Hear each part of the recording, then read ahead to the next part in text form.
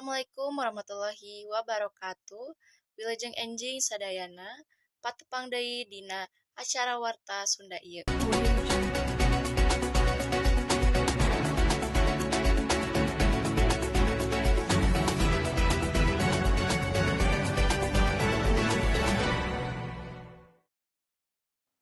Pamirsa, Kaping 5 Februari tahun 2025, Kementerian Sosial atau bisa disebut oge ku Kemensos ngungkulan bencana banjir jeung longsor anu malanda di Bondowoso, Jawa Timur.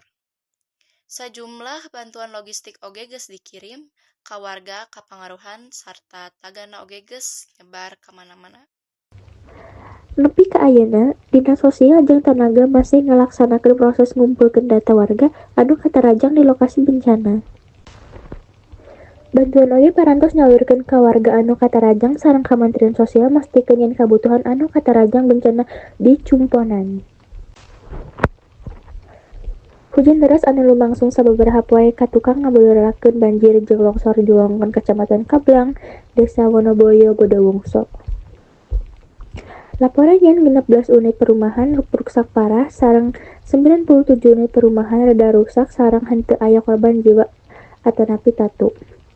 Ayeuna pos tanggap darurat sareng dapur umum di Mandiri parantos diadakeun di lokasi kejadian pikeun nyumponan kabutuhan dasar warga anu kapangaruhan.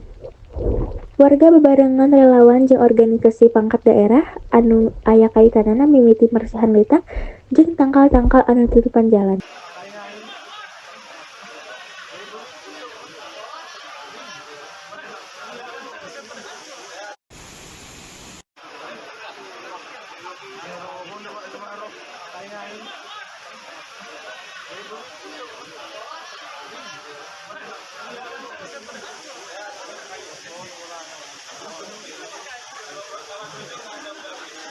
Sakitu wae informasi acara warta Sunda anu tiasa didugikeun ku abdi.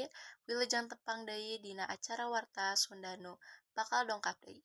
Assalamualaikum warahmatullahi wabarakatuh.